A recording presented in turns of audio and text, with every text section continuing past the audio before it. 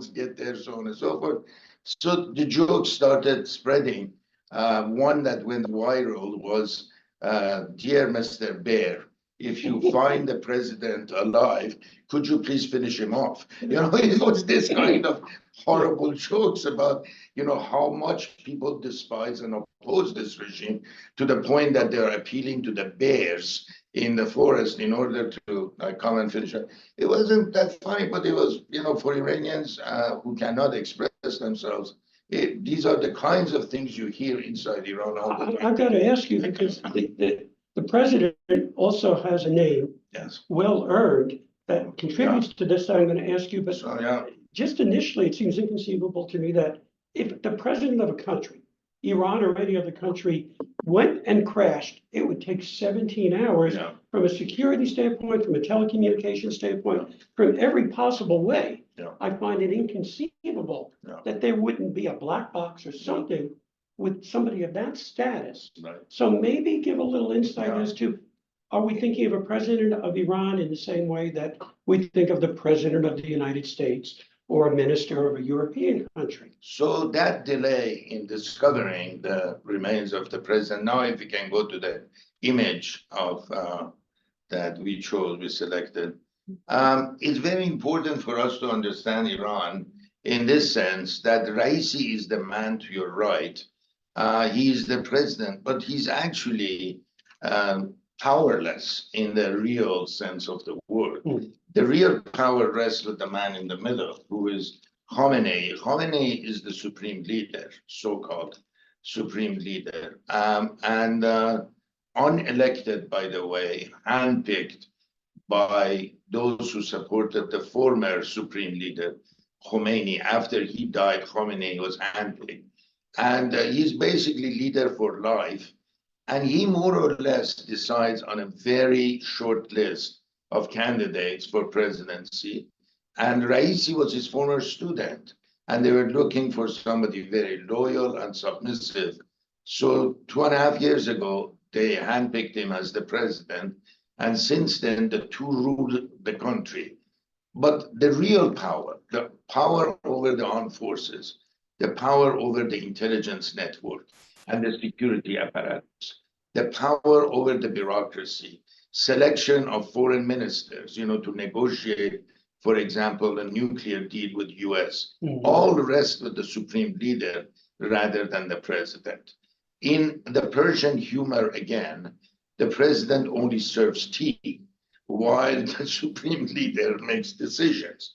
That is, the president is more or less a perfunctory, sort of symbolic representative of the country, but the real power rests with Khamenei and his, as the Iranians call it, bait, meaning his household. That is, the extension of power comes from the patrone. He is the patron, and these are all clients, including Raisi, and the patron gives with generosity, and the clients accept with gratitude. And this is the system, basically. For those of you who are wondering what happened to the revolution of 1979, when supposedly many Iranians went and demanded a change in the government of the Shah. Remember, Iran was ruled by a monarchy, and some people said, well, it's time to change the monarchy into a republic. It's fascinating to look at Iran today. It's more monarchical today than it was under the Shah. And I say this as a way of putting this now in the context that the person who is waiting in line to replace Khamenei, the supreme leader, is none but his second son, Mujtaba Khamenei. And the theory, one conspiracy theory, is that Raisi was an obstacle to Mujtaba, the second son of Khamenei. So he was removed as a candidate to replace Khamenei. And now the road is clear for Khamenei's second son. The other theory, by the way, and we have to include all of them, is that this is an external hit by a country. And now when they refer to a country, it's usually Israel. That is, this is a response to that attack against Israel several weeks ago, several months ago, actually. And Israelis were waiting for an opportunity to retaliate, right? To basically send a message: you do not attack Israel with 300 drones and ballistic missiles and think that you will be ruling the country called Iran in peace. And why is that theory becoming stronger and stronger? Is because Israel has a very good relationship with the country of Azerbaijan, just to the north of Iran. It has actually intelligence and military operations. And for that reason, they wouldn't put it past Israeli intelligence, military intelligence, to actually have the technology to bring down the helicopter carrying Raisi. There are other theories. For example, a relative of the pilot of the helicopter, which went down, he had lost a very dear member of his family in the protest that had erupted against the government. And that member of the family, very young, highly educated Iranian, was shot in the head and killed next to his mother in a very tragic situation. So some people say, well, you know, he decided to commit suicide and kill himself and kill the president, and on and on. There is another, for example, theory that Raisi had become too close to Putin, his very good friend. He had traveled to Moscow several times. And basically the message was, you are becoming too close to the Russians. We have to maintain a balance between China and Russia and European powers, and you are crossing a red line. You cannot formulate a policy or a foreign policy without approval from the supreme leader. And that was a warning to others who might feel too close to either China or Russia. So this list of, you know, conspiracy theories goes on. To be very honest with you, I am of the opinion that it might all be a result of very, very old and outdated technology that the Iranians used. The helicopter was about 51 years old. It was actually bought from Bell Helicopter through Canada. And because the Iranians are under sanctions by United States and Europe, they do not have spare parts. They do not have proper training. This is not the Air Force and the technology that the Shah would buy, you know, with $25,000 per hour training in the United States. That was how Iranian pilots were trained. They were trained in Lubbock, Texas, and other places. Highly, highly sophisticated pilots. That has ended, you know, long time ago. And what Iran has is just a remnants of what it had before 79. So this helicopter was ancient, more or less. Spare parts were unavailable. And as a result, it is possible that something like this might happen. So those are about theories. Now, with this situation, and I will finish with this remark, that what has happened is that now that the president is gone, the vice president replaces him. They have basically about 50 days to hold an election. Don't hold your breath. Democracy is not coming to Iran. It's going to be the same old system, which will perpetuate itself. And that system will basically hold a presidential election. Probably we have a hand-picked list of people that are close to the supreme leader and with whom he feels comfortable, and somebody will come out of the box, basically. And the ballot boxes are usually stuffed with the name of the person he chooses. That's basically, that is the continuation of the system as it has existed. Two things before I wrap up. One is that this is the Iran of the ruling elite. It functions like a mafia. It functions like a gang of thieves and murderers, really, if we want to be actually kind. Hundreds of thousands of Iranians have lost their lives in jails, under torture, as a result of executions. Raisi himself was the member of a death committee, as it was called. That's why his nickname is the Butcher of Tehran. In 1988, to be more precise, in August and September of 1988, he was the member of a committee that condemned nearly 5,000 Iranians to death in less than 2 months. So these are nasty characters. He was also Attorney General, and during his tenure as an Attorney General, he also basically sent a large number of innocent Iranians for just simply criticizing the regime to the gallows. So this is a monstrous political system which is trying to stay in power. That's one Iran, but as Bob has heard several times, there is another Iran. The Iran of the overwhelming majority of Iranians, 57% of university graduates, women, highly educated population, highly secular, highly disgusted with this regime. Since 2017, almost every year, every other year, with the exception of the COVID years, they have come to the streets demanding the end to this regime and calling for a secular democratic system of government.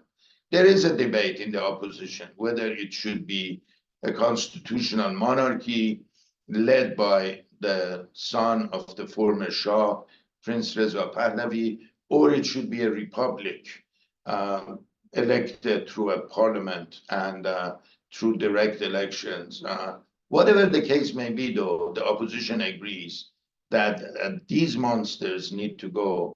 The sooner the better.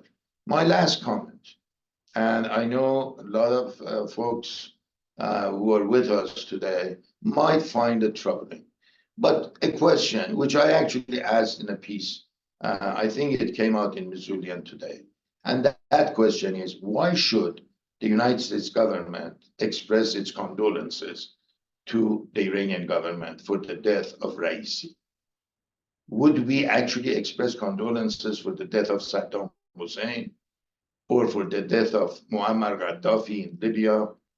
How are we measuring our foreign policy approach? This was a question which was asked from Secretary of State Antony Blinken. And to be very blunt with you, the answer was far from satisfactory for me. There was no need for the United States to express any condolences. Worse than that, equally, I should say, as bad, was the fact that several European countries, including some of our most distinguished allies in France, in Germany, so on and so forth, they also expressed condolences. It's very interesting. Are we now in business of expressing condolences for Hitler and Mussolini? What are these people? Mass murderers. And for an administration which claims to be so much in line with a very politically correct culture of using the right adjectives and so on and so forth, what about tens of thousands of Iranian women who have been jailed, raped, murdered? Do we care anymore? Or do we worry about these fellows, that we are acting correct and we are not going to be subjected to accusation of Islamophobia and so on and so forth? I think the answer to that question is United States is still negotiating with this regime secretly in Oman. And we are still hoping to bring down the temperature as far as Hamas and Israel is concerned through negotiations with Iran. Why is that? Because we know, as everybody else knows, that Hamas would not function, would not have the arms, the training that it has, had it not been for Iran providing money, arms, and, in fact, all kinds of training. Hamas is not a creation of Iran, but it's a proxy of Iran. And it is a fact that unlike previous democratic and Republican administrations, which were squeezing Iran, this administration allowed Iran, as you know, Bob, to sell oil and gas in international markets. The result was something close to $90 billion worth of revenue for these folks in Tehran. Those $90 billion, that's the question for the audience today. Where did that money go? A large portion of that money went to buying military technology from Russia, from China, and producing military technology, which was shipped to Hamas in Gaza, which was provided to Hezbollah, the Party of God in Lebanon, and which also went to Yemen to arm the Houthis. These are proxies of the Iranian regime. That's why in the Middle East, when you say United States want peace, everybody laughs. If you want peace, you do not allow a situation that a regime like the Islamic regime to be flush with cash. So it goes and funds its own proxies. Those proxies take the hint that, oh, the United States is not going to be involved in the Middle East. They have withdrawn from Afghanistan. They are not that interested in supporting Israel. So we can attack Israel. Hamas would not have been so brazen as to attack Israel on October 7th, 2023, had it not been for the green light to Iran and the green light from Iran to Hamas. And my last comment, you see in that photo, somebody by the name of Vladimir Putin. That's not accidental. That attack by Hamas against Israel, supported by Iran, armed by Iran, funded by Iran, was also supported by Putin.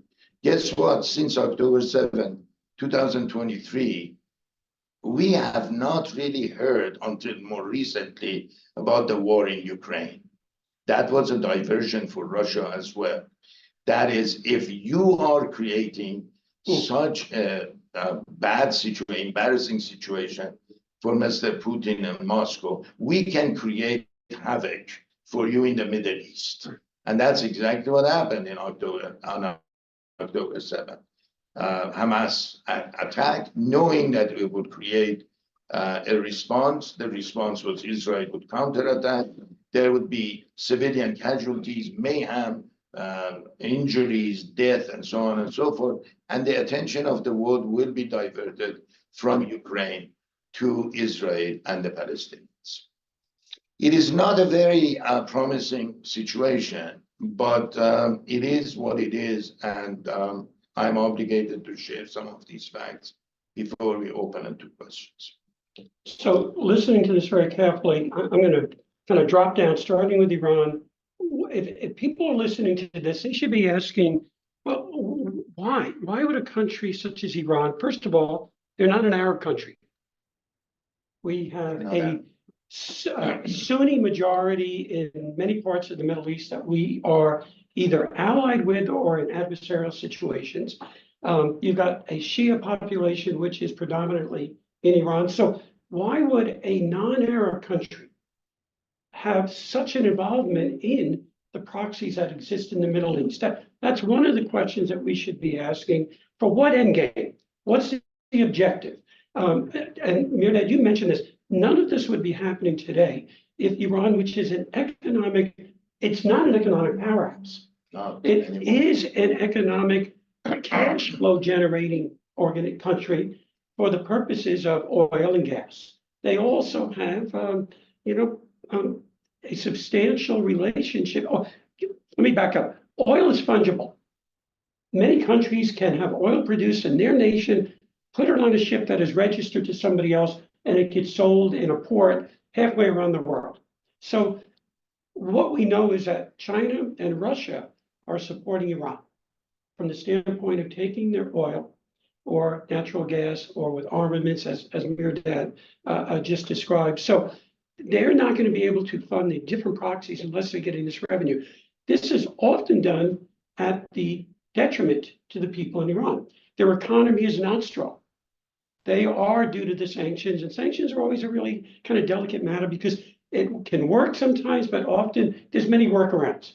And when you have allies such as China and Russia and others in the region, you can obtain many of the parts of the equipment that you need. It may not be the same quality. And it also means when you're needing to get parts for spare purposes, that may also be a problem. But I really go back to when I'm thinking about the helicopter crashes, which may also be as simple as bad weather and bad equipment, which has shown itself to be the case in modern day Iran with their industries, whether it's the oil and gas industry or many other industries. They're not functioning at the level that you would expect and see in the United States, Europe, and many other countries. So when I ask myself, are they a global power or are they a global nuisance? Well, that's a story that can go to different directions because they are developing a nuclear program. We know that. We're in negotiations. And when you mentioned that we're still. The level of economic change, aside from millions of unemployed. Iran is a very rich country, by the way. It's one of the richest countries in terms of not only economic resources, but also in terms of highly educated population, a lot of talent and a lot of potential to move them, not only their own country, but the region.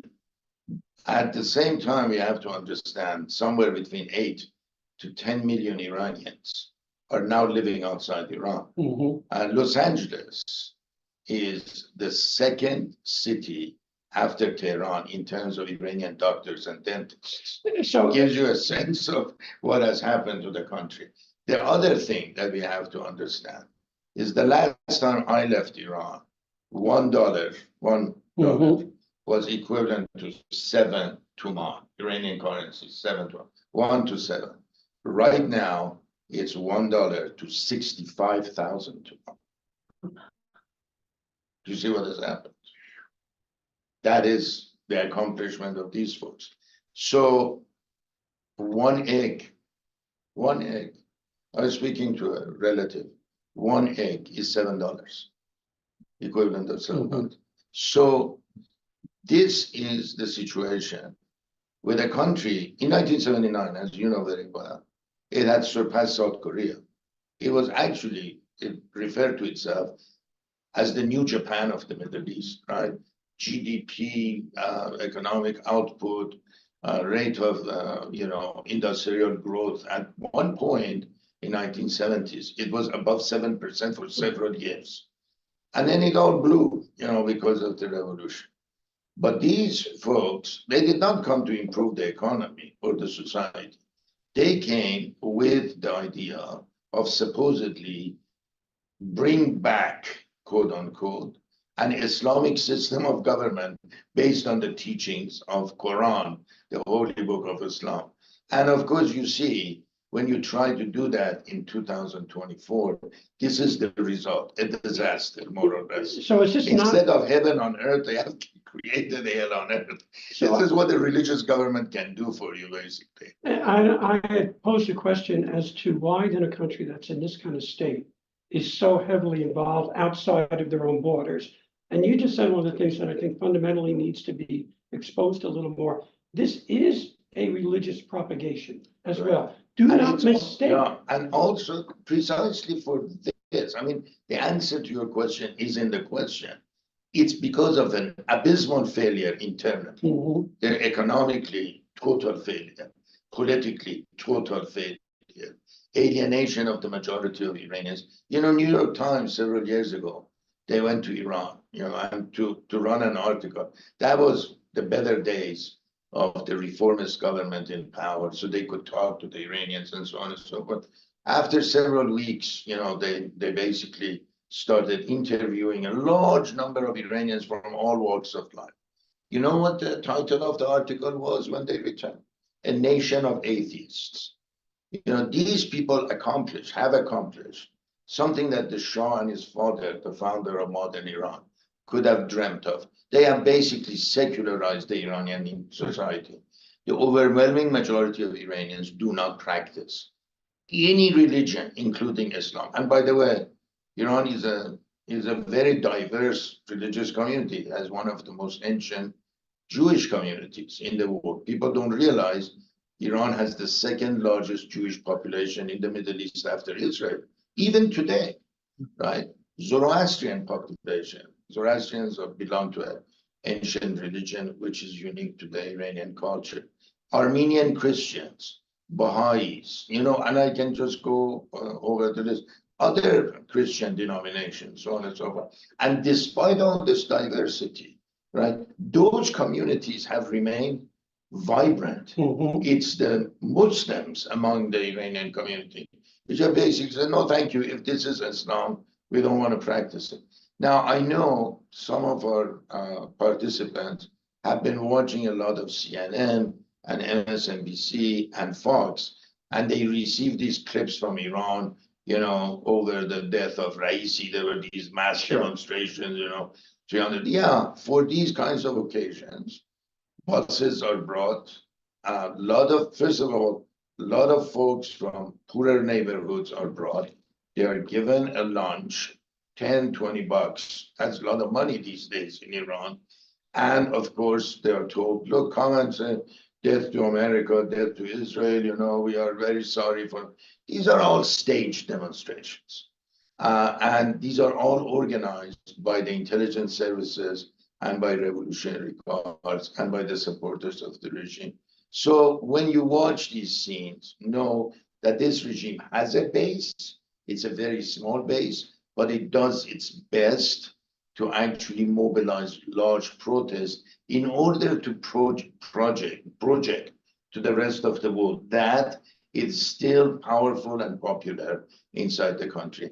But the reason for these adventures, as you asked, is precisely that, to actually divert the attention from the collapse of the economy, from unemployment, from massive inflation, for isolation in the world. Who came to Raisi's funeral?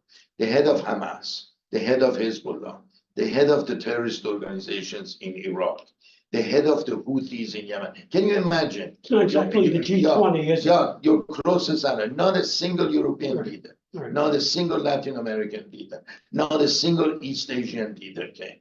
And Putin did not show up. Xi Jinping did not even show up. They are embarrassed to show up for the funeral of a mass murderer. So all of that tells you, you need noise outside of your borders, create trouble for the rest of the world in order to divert the attention from the abysmal failure of the system you have created. There's a couple of things too I want our participants here and those that are listening. Iran is a country that is overwhelmingly under the age of 30. So think about this. 65 to 70%. Think about that. If the United States had as our population was 65 to 70% under the age of 30, and you did not provide them with economic opportunities, that you had the corruption. These are people that are sophisticated, they use technology, they are connected to the rest of the world. They know what's happening. They're not living in a bubble. And when you lose 8 or 10 million of your people who are in many cases your professional class, no different than what happened when Russia invaded Ukraine. Many of the professional people that are essential for the running of the country, for the health of the country, psychologically and economically, have left. Will they come back? Remains to be seen. But when Iran loses, or anybody loses that kind of population, that is a brain drain that is significant and is not something that is easily replaced. And it may be generations before you see. And it's still, despite all this, you're absolutely correct, the brain drain still has one of the largest middle classes in the region. So all it takes is really for a political change, for this middle class to rise. But this middle class has been trying to rise since late 19th century. 1906, they had a constitutional revolution. 1950s, they tried to democratize. Each time, they have failed miserably to show muscle, right? And even today, what we have is really the failure of the overwhelming majority of Iranians and this very top-notch, highly educated middle class to organize itself and to get rid of this regime. It is for this reason that I believe that US foreign policy should have targeted this middle class and empowering it and allowing it. And I am 100%, by the way, as I have always said, I'm opposed to any form of military intervention. Landing troops, invading Iran, sending the Marines, completely opposed to it myself. Because I think it's not only a foolish approach, it actually backfires. Iranians are very patriotic. They're going to mobilize against anybody who invades the country. And secondly, this is not Iraq, flat, you go in and so on and so forth. It's 85 to 88 million people now. A rugged country. There is still not a single map for Tehran, the capital, which has a population of about 10 to 12 million. Can you imagine? Go and invade a city with 10 or 12 million people. You cannot control it. So I think everybody in the West knows that these kinds of military adventures are actually counterproductive. Sure. And the Iranian people oppose it. Anyway, that's why I oppose it. But what is the Iranian people asking us to do is to lend our moral support, our diplomatic support, our international support, technological support, and isolate this regime. Have we done that? Yeah, before we did. Okay. Actually, President Clinton, then moving into President Bush W, and even in the beginning of President Obama, we were pursuing a policy of squeezing Iran in terms of its banking, its oil sector, its financial sector. You isolated. Why do you think they came and negotiated the nuclear deal? Because they were under tremendous amount of financial pressure. That financial pressure works, and it has worked in the beginning. It's the beginning of what we can use as a successful policy. But for reasons that I know and I don't want to get into because we need to allow people to ask questions, is that this administration in particular, inspired by, and if people want to see, look at Crisis Group. This Crisis Group was funded actually by George Soros, and it was led in negotiations by Robert Malley. And Robert Malley is now under cloud. You know why? Because he was the chief negotiator with Iran for the Biden administration. And we now know that he has shared top security documents with agents of the Iranian regime. This is unacceptable behavior, right? This is a foreign policy of appeasement, and not appeasing some, defunct regime. It's actually a fascistic regime. It's anti-woman, anti-democratic, and it has not only tortured and killed hundreds of thousands of Iranians, it was responsible for maintaining Bashar al-Assad in Syria. Remember who rushed to save Assad? Sure. Putin in the air, and the Iranian army on the ground, right? They have killed at least, we believe, 500,000 Syrians. This is the same regime which has unleashed Hezbollah from Lebanon against the people of Israel, attacking with missiles. Right. This is a regime which has armed Hamas. You want to appease it, that's a suicidal foreign policy. And then we have the Houthi and a critical area of transport. So I'll make one last, just quick little observation, and then we'll open this up for questions. U.S. banking system is one of the most powerful mechanisms for encouraging certain types of behavior or discouraging certain types of behavior. So if you want to participate in the global economic system, you've got to do it through a banking system that is heavily influenced and supported by the U.S. Government. So we don't think about that sometimes, but had a major impact, as Mehrdad had mentioned. I want to say something and just end it with this. For those who believe they're Democrats, read about the statements and analysis, both by her, but also by her advisor, for former Secretary of State Hillary Clinton. You will then find a very rational and reasonable analysis of the situation, which is fundamentally opposed to the foreign policy approach today. That foreign policy was sane, rational, and understood what the objectives should be. This policy, which I'm sure some people would immediately criticize me for, but I will say it, this lefty progressive foreign policy has been absolutely devastating, I think, in terms of results for the region and for the country itself. I'm making a distinction because we should not make a monolith out of Republicans and Democrats. There are a lot of different views, and in the Democratic Party, I know for a fact there are a lot of views, but that rational approach to foreign policy issues is not dominant anymore, unfortunately. Okay, so at this time, questions from our please. So let's say that picture this someone like Gerald Ford gets elected president in the United States. Maybe so, or anyone like that. He calls you to Washington and says, "School me on Iran." You sit down and give him everything you've got. What's the best case scenario for what a president of the United States could do? What could we do?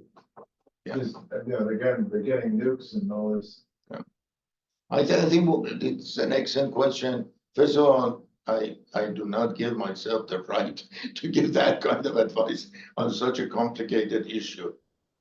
That complicated issue requires really a gathering of some of our best minds on both sides of the political divide, as well as analysts, scholars, historians, political scientists, even anthropologists, to come to a room with the president and his cabinet, those who are national security, Jake Sullivan, State Department, so on and so on. The problem with our foreign policy approach, it is so isolated in terms of number of people who are around the president, and they make these foreign policy decisions believing that because they took a seminar at Johns Hopkins, they are on top of this, basically. It's and it's true about both parties. There is a level of isolation and arrogance about all this approach. This approach needs a collective discussion about it, very complicated. This is a 3,000-year civilization. You cannot understand it with a seminar or two at Harvard, Yale, or Johns Hopkins. Doesn't matter how educated you are. You have to go to the depth of its civilizational mentality in terms of its psychology, in terms of making decisions to understand. And they are good at it. Both sides have basically said it over and over. You go to a Persian carpet shop, you have no feeling, no intention of buying any Persian carpets. And you come out of that shop having bought 10 carpets. What just happened? You have to understand how they sell themselves, how they posture themselves, and so on. Aside from the saffron tea that they serve you, it's very good. It makes you almost happy and giddy. But there is also a culture there that you have to understand in terms of its elaboration, in terms of its complexity, in terms of its approach to various. But because I want to answer your question, I would say that the United States government, since the Revolution of '79, has not had a consistent foreign policy vis-a-vis Iran. It has just vacillated. Under Reagan administration, we actually sold weapons secretly to Iran to get our hostages released in Lebanon, right? And remember Iran-Contra, right? I mean, we went to this whole business of Oliver North flying to Iran, negotiating, providing money and spare parts to the regime. Why? We had convinced ourselves that there are moderates in the Iranian regime, that if we only establish close ties, we can get the hostages out. Look, you saw what happened. And it's continued, and by the way, this foreign policy is the continuation of that. It's because it is confusing, it is complex, we don't have sufficient amount of knowledgeable people. We improvise foreign policy gestures rather than a consistent foreign policy. But what I would say is that the future belongs to the people of Iran. There are 88 million. In 10 years, they go above 100 million. That's one of the largest markets in the world, basically. You have a highly educated population. They will get rid of this regime. And when they will get rid of this regime, they will remember who has helped them and who has not. And in order to be first in line in terms of investment, normal relationship, I think I would stand in front of the line and say, we are with the people of Iran and the pro-democracy movement. And it has come to the verge of getting rid of this regime several times since 2009, where millions of Iranians were out. Remember the Green Movement. And every time we have refused to lend our support because we have said that we are negotiating secretly with the regime and we cannot alienate. Time to close this chapter and go directly to the support that the Iranian people deserve. That's what I would suggest. And there is, I know, there is this skepticism that this regime, unlike the Shah's regime, has military intelligence and very repressive and violent tendency, and it has the will to use it against the people, and the people are not adequately organized to counter it. That is true, and I understand that. But there are many ways of arming Iranian people without arming them with guns and arms, but arming them with technology, with diplomatic and international support. And I'm sure a lot of people in Washington are aware of what we can do, but we don't want to alienate them because we are still in the negotiation mode. I'll also offer another outside the immediate country example. The Saudis and Israel were very close to signing an agreement, Abraham Accords. If you don't know what the Abraham Accords are, I encourage everybody to look those up. Examples of what the region can do also then washes back into a country like Iran as well as other countries. Can you imagine the Saudis in the last 20, 30, 40 years ever signing an agreement with Israel for economic cooperation, for tourism, for transfer of very critical types of technology, water resources being one of them, which many people don't know this, but Iran went through a horrific drought here within the last several years. That's something that the region in its entirety is going to have to work and cooperate on, because it's going to continue to be very stressful on many levels.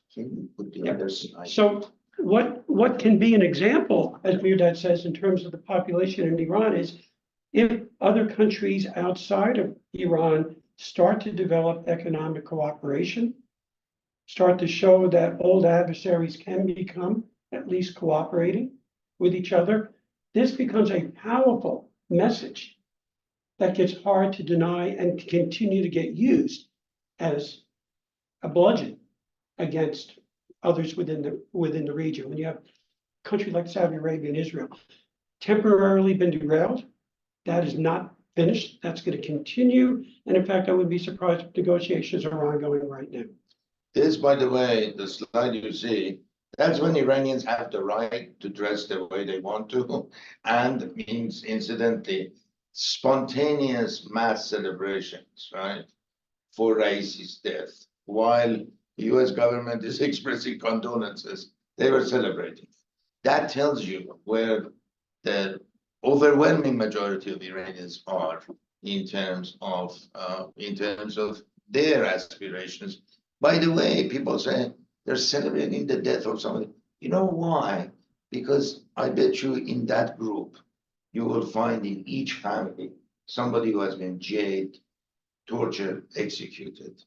And the reason why a nation is so opposed to this regime is for the last 45 years, they have not seen anything but repression, economic degradation, unemployment, inflation, and silencing of opposition. What do you expect? What would we do? But Iran, thankfully, in sharp contrast to North Korea, does not have a population which basically goes and just claps for the leader every time he cheers. He basically asks them to laugh, they laugh. Every time he asks them to cry, they cry. Iranian population is rebellious right now. And that rebellious state of mind is something we need to stand with.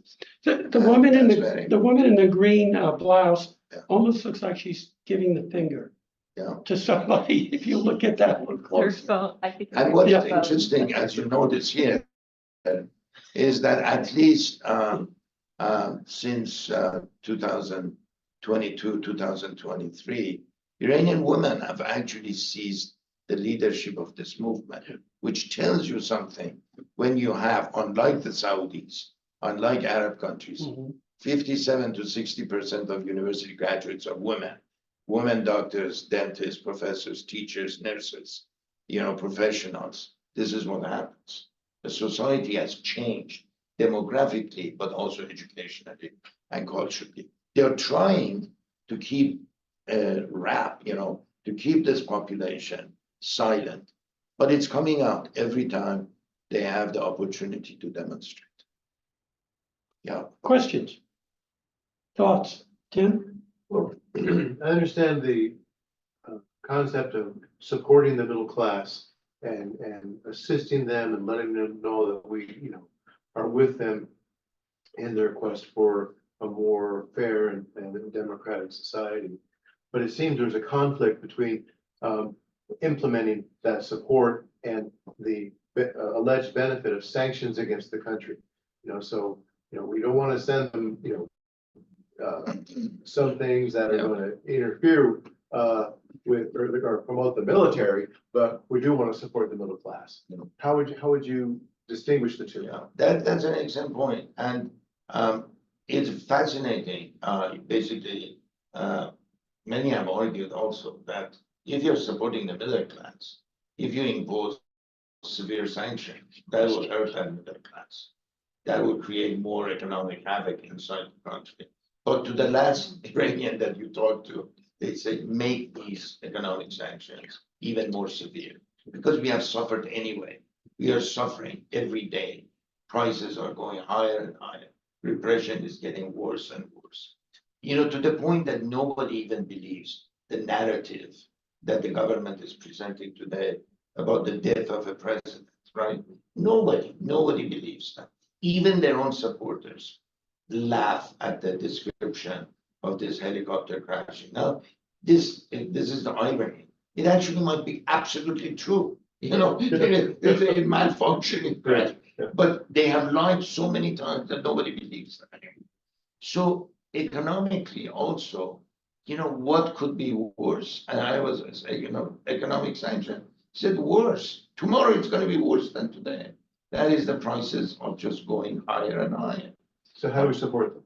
So the issue is, do we allow them to sell oil and gas in international markets, especially when the main buyer is China? Of course, I think that it is very beneficial for them to sell and provide enough cash in the economy to buy goods from various countries to sort of fill the markets with consumer goods. So people will not revolt against them. I think the more we keep those options open for them, the more they will survive, the more they will actually endure. What we need to do is to actually close all those loopholes and not allow them to sell their oil, to isolate them in terms of banking, to isolate them in terms of trade, and so on and so forth. And I think all of that are very important. The problem we have, and I build on your excellent question, is that there are two countries which will try to undermine our efforts. They are called China and Russia. Right. And they will try to keep Iran as an ally because we are now in a Cold War, a new Cold War, and Iran is an important ally to have against US. And I think that's one of the biggest challenges we have. I think one of the issues in negotiations with China, especially, is that in return for normalization of trade relationships, investment opportunities, you have to start withdrawing your support for Iran. And Chinese, interestingly enough, not the Russians, but the Chinese are understanding this. You know why? Because they have new multi-billion-dollar contracts with the Saudis, with United Arab Emirates, with Bahrain, and so on and so forth. And they understand this regime is destabilizing the Persian Gulf area. And they need to have trade. China is always there. And Iran is a force which will attack Saudi Arabia, which will destabilize shipment of oil and gas and so on and so forth. So why not ask for a normal government in Tehran rather than a government which might be your ally, but which might create instability in the region? Tim, I think it's probably decades in the making before you bend the curve. in terms of where many countries get their revenue from, where they're commodity producing countries. Russia is able to finance its war with Ukraine through its oil sales. And Iran, as Mehrdad just said, is the world cannot afford not to have this oil available in the marketplace. It's not just them, it's us as well. Mhm. You know, we've all kind of made a deal with the devil. Our standard of living has gone up tremendously. And we know that we're adding more renewables into the equation, but it's not going to be happening as fast as people would like. That's just my opinion. And that means that you're going to be very dependent on oil and gas. So what you can do is don't inhibit your own production in your country, which has the ability to be a tool for at least leverage to some degree. What that looks like, I don't have as much hubris to say I know, but when you send signals to the marketplace that you are going to be reducing that, whether it's LNG, which is a classic example of having that leverage, I don't think the president means this on a permanent basis. This is all meant for political purposes at home. But you send a signal to the market, to allies as well, who we need cooperation with, meaning the Europeans and others, if you're going to also have influence on this region. So when you think about this, you got to think about this as a three-dimensional chess game. And you got to play chess on three different dimensions all at once. Very difficult to do. A cynic might also add to my answer that there are those in this country and in Western Europe who actually like this regime to stay and to stay in power for very good reason. And there are governments in the region who want to stay in power. So let's go over the list. What do we do whenever our president goes to Saudi Arabia? It doesn't matter whether it's a Democrat or a Republican. Typically, there's a big arms deal for Saudi Arabia. Last time President Trump was there, $120 billion worth of arms. Why do the Saudis buy arms from the United States? Because there is a scarecrow called Iran. So you see, United Arab Emirates has bought, millions of dollars worth of jet fighters. Do you think UAE, United Arab Emirates, will fly any of those jet fighters anytime soon? How do we sell them? Why do we sell them? It's because there's the scarecrow, Iran. As long as you have the bad guy, Iran, you can actually do a lot with that scarecrow to turn the table around and do business with the Arab countries against this non-Arab country, which intimidates, which worries them. That's one view of a cynic. The other one, Hamas. Here's another dimension. Hamas is armed and funded and trained by Iran. They get about $300 million a year. Yeah, they received the last thing. I remember $150 million in one shot they received from Iran. Why so many Iranians are unemployed? Hamas is $350 million. Why? So on October 7th, 2023, they attacked Israel, right? Now, in a sense, this was a shock to Israel, right? They have never been attacked so ferociously and so violently. But really what happened in Israel politically was that the Netanyahu government was strengthened.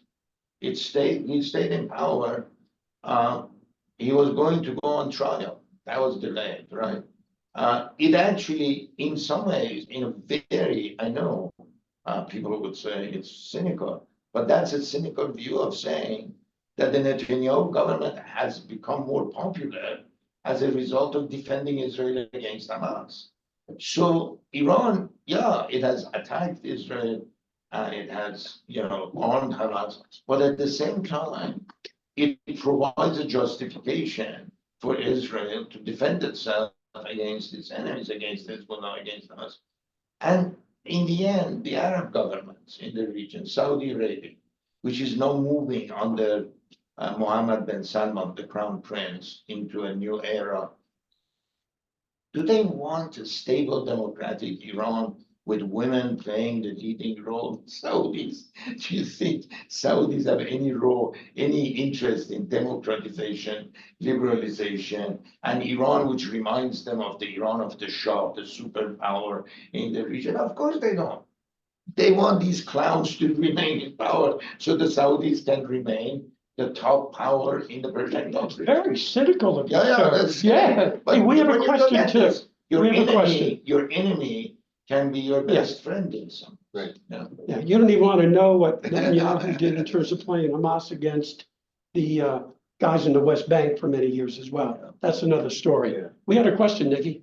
What conditions would cause the Iranian regime to declare a nuclear capability? And what would happen the next day? Yeah, that's the horror scenario. I think they're very close.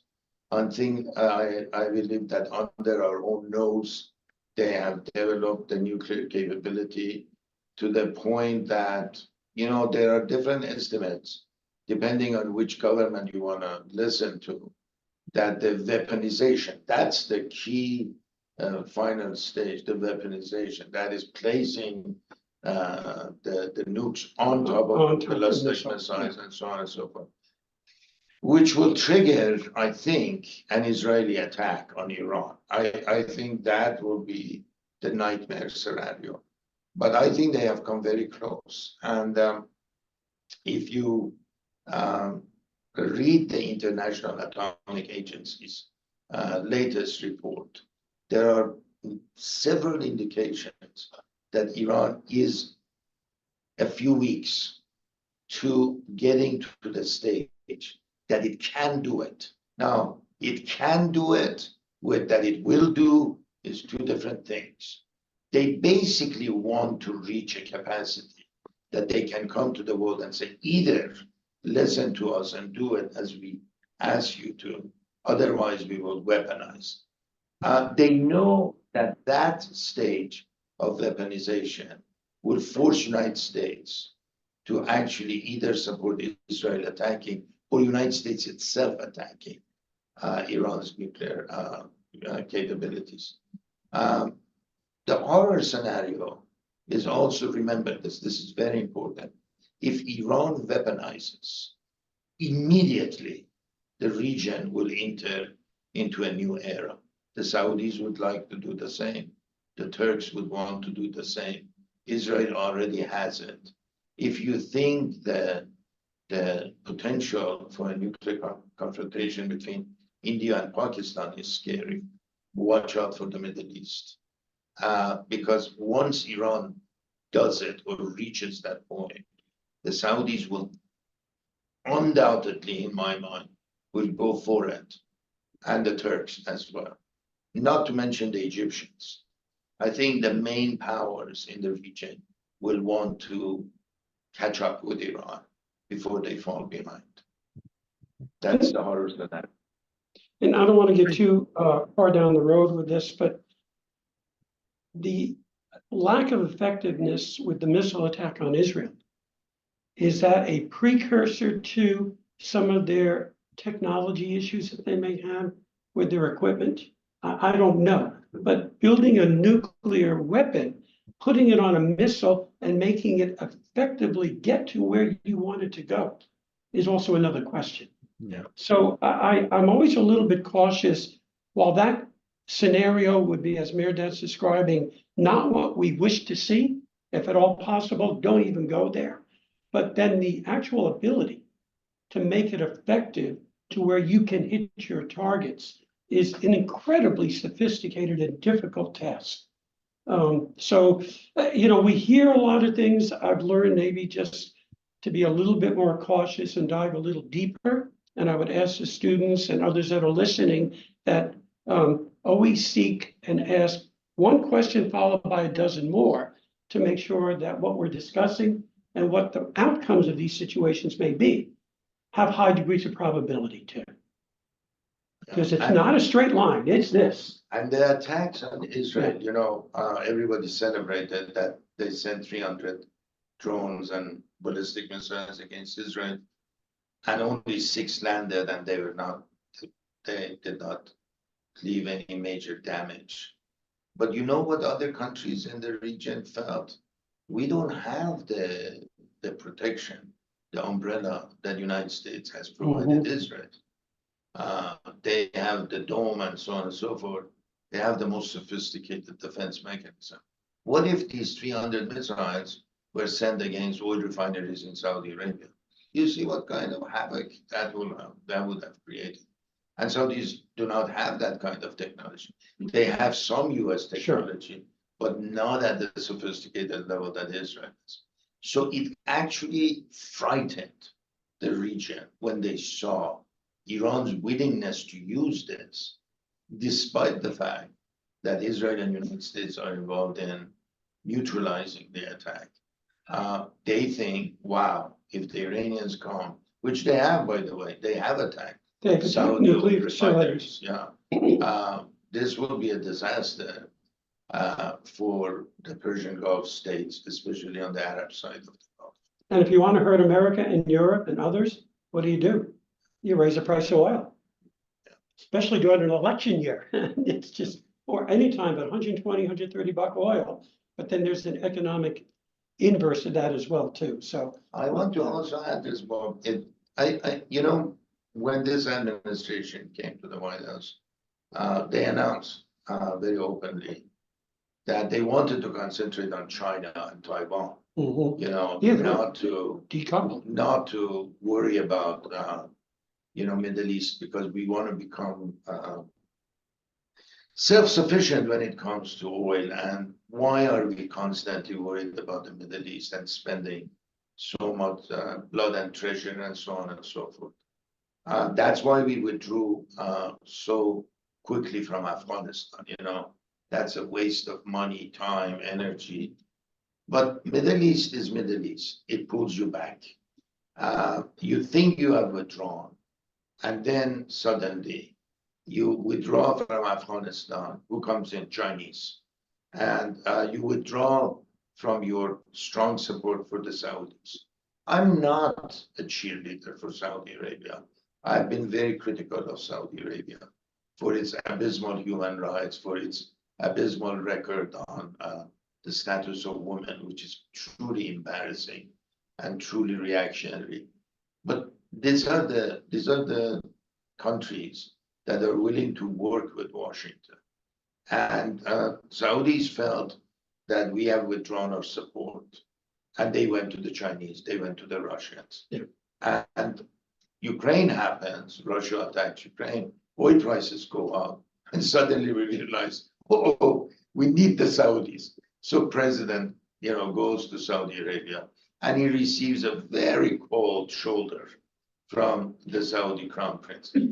The reason why we should still remain engaged in the Middle East is not militarily engaged, but to be there for these kinds of situations, which can happen at any point in the world. Now, for those students, especially, who study United States global status, we have to understand the big card that the United States has is, as we speak today, right now, there are hundreds of naval battleships from the United States Naval Forces protecting international trade for France, for UK, for Germany, for Spain, for Portugal, for Italy, for European Union. That is without United States Armed Forces, without United States Naval Forces. There is no security for international trade, especially under these circumstances. And Middle East is one place where a power like Iran can disrupt. Look what the Houthis did in the Red Sea, attacking some shipping, and that disrupted everything. Without US Naval Forces and US Air Force capabilities, you can have international trade and international markets destabilized in a matter of days. Right? And insurance rates. That is why US military involvement, not intervention, military presence is absolutely essential for world peace and world trade and commerce. And that's a perfect place to end. Wait, I have one more question. We have another question. Okay. What are the weak links in the Iran, Russia, and China alliance? The fact that it's Iran, China, and Russia. But this is a new Cold War. Right. The old Cold War was very much ideological. You had the quote unquote free market, pro-democracy camp as represented by, United States and its European allies, as well as represented by the NATO, North Atlantic Treaty Organization, versus Soviet Union and its allies, as represented by the Warsaw Pact. And it was ideological. One side was communist, the other one was capitalist, one was pro-democracy, the other one was pro-totalitarian. The new Cold War has no ideology.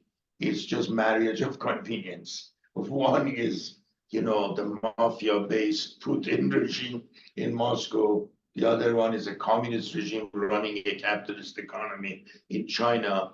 Then you have an Islamist regime in Tehran, which is an ally of China and Russia.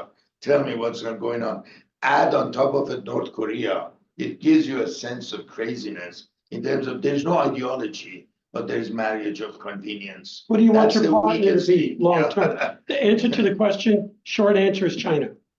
And we don't have enough time to discuss why China is the weak link in that, but it's tied to their economic need for cooperation and expansion. of And their China, markets. and this is very Yeah. important for Quickly us they to can, understand, that is, Chinese basically looked at the situation when we withdrew from Afghanistan, Mhm. and they realized we are alienating the Saudis. They saw that a golden opportunity. So they went to Iranians and said, we want to do more trade with the Saudis. We want to invest in Saudi Arabia. They actually signed a $4 billion contract with the Saudis. We do not want Iran to destabilize the Saudi market, the Persian Gulf oil and gas supply, because much of it goes to China. Yep. And for that reason, we want you to act like good boys. Come and negotiate with the Saudis. That's our expectation. And believe it or not, Iran has become so dependent on trade Mhm.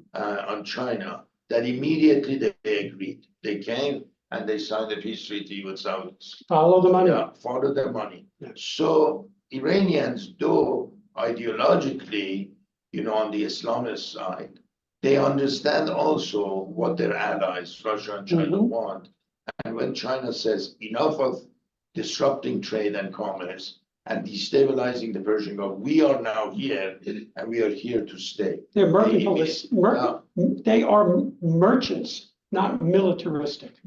And the result was. Is there one more question? Sure. Any other questions?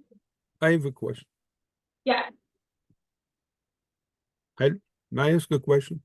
Yes, you can. Hello? Yes? Yes, please. Okay. You said that, Bob said that politics, and there's political question of chess game. It's very true. And for Iran, who are chess players and very good, they exploit the weakness in the political system and the political topography of the opponent. And Hamas, the venture or the tragedy of Hamas would have not been possible first if Israel and the West had not forgotten the Palestinian. Remember, it's the government Netanyahu and its predecessor who selected Hamas against the PLO. They are directly responsible for initiating, empowering Hamas. And second, the Arab world has abandoned the Palestinian. So it's very easy for Iran to exploit that failure or that crack, if you want. Well, I could carry on, but it's not the point. My question here is, Mehrdad, the best way to help the people is the people themselves, you said. But what about the opposition in California, in Europe? Why the Shah, the son of the Shah, or the opposition didn't start a government in exile? They didn't. I don't think even in Europe they tried to convince European leaders or America that there is a viable opposition which is ready to take over. Could you expand on that, please? Thank you very much for the questions. So let me address the first thing. I am very well aware of the fact that at one point, the approach in Israel was to play Hamas against the Palestinian Authority or the old PLO. But remember also and I know, and I agree with you, that the Arab world has more or less ignored the Palestinians. But remember also, the Palestinian Authority in the West Bank has been one of the most corrupt and nepotistic regime you could ever have. The Palestinians watched Palestinian Authority in the West Bank, and when the elections came in Gaza, remember, Israel withdrew from Gaza in 2005. There were elections held in Gaza without Israeli presence. And in that free and fair election, which was the last election held, Hamas won by an overwhelming majority. Hamas is not just the result of Israel's policy of playing the secular Palestinians against religious Palestinians. Hamas is also the result of the abysmal failure of secular Palestinian leadership, Mahmoud Abbas and Palestinian Authority. Today, even if we held an election in the West Bank, which is basically cities like Jericho, Bethlehem, and so on and so forth, you will have a 70-30 split. You will have a 25-30% voting for Palestinian Authority. You will have a 70% majority, which will go for Hamas. That is why Israel is not stopping its attack against Gaza, because they want to demolish Hamas militarily. Now, I will be the first to tell you, and I accept, that Hamas will not be destroyed as an idea, as a political alternative militarily. But Israel cannot accept the existence of Hamas, either in Gaza or West Bank. Why? Because Hamas does not believe in the existence of a Jewish state called Israel. I mean, you cannot bring an existential enemy to power and say, well, the Palestinians want Hamas, and therefore we will hand power to Hamas. It's just not in the realm of realities. And if Netanyahu or anyone else for that matter, people always say Netanyahu is the problem. Netanyahu will go tomorrow. Who will come? Labor, the most left-wing elements within Israel. Do you think they will have a different policy toward Hamas? They will probably be even more anti-Hamas. They will go after Hamas even in a more militant fashion. So the question is that, unfortunately for the Palestinians, as a result of the failure of the leadership, Hamas has emerged as the main opposition. This is the reality, the ugly reality. And as long as Hamas is the alternative, Israel will never sit and negotiate. And by the way, Hamas doesn't want to negotiate anyway in the first place. That's one. Going to the Iranian opposition.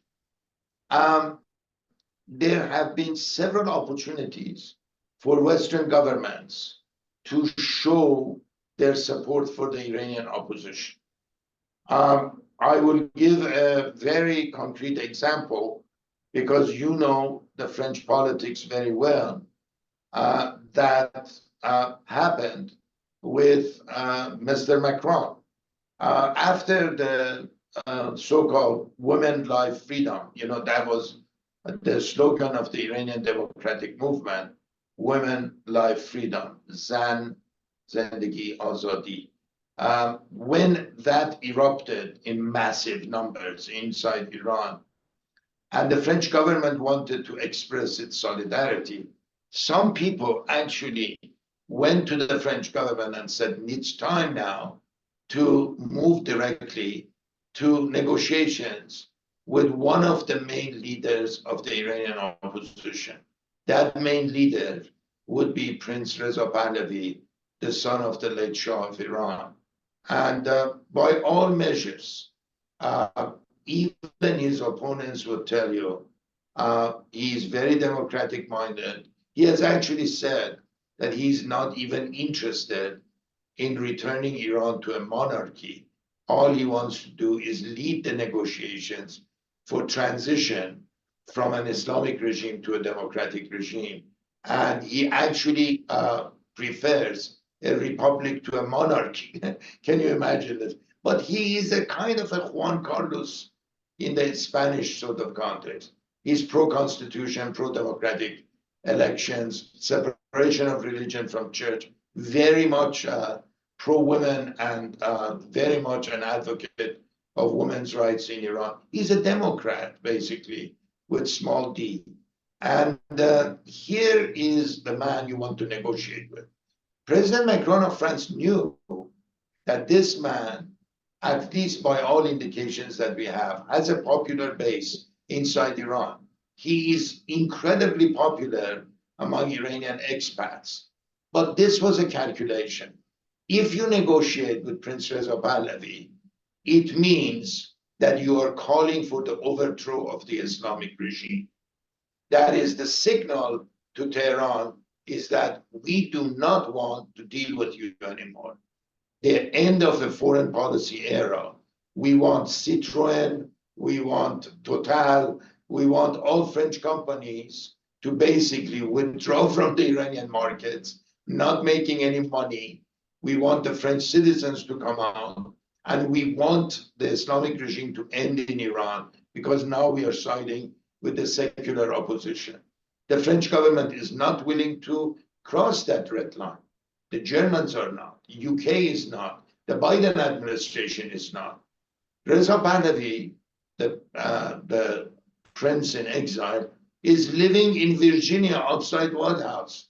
He had a dinner with President Clinton. Everybody among Democrats and Republicans know him. It's not as if he's unknown. Yeah. So if you want to lend your support to him, they can do it anytime, but they don't, because they realize negotiating and recognizing such a person will send a signal that the West is calling for the overthrow of the Islamic regime. And while you're negotiating, while you are making money in Iran, while billions of dollars are in question in terms of the oil industry, the gas industry, the car industry, the European allies and United States are not willing to take a risk. So what did Macron do? Macron actually asked several Iranian women, some of them former journalists, human rights activists, to come to Élysée Palace and talk to him. It was a nice photo opportunity. And when they said to him, support the Iranian opposition, support the Iranian movement for change. And this is Macron's response, you should read it. He says, France has economic interest, and to preserve those economic interests, we should still be in direct contact with the regime in Tehran. There goes the money issue. It's capitalist economy worrying about profit, and they do not want to jeopardize those profit motives. And when you have that much debt floating around the world right now, and you got to pay the bills, Yeah. you don't want to cut off the source of revenue. Perfect time to end.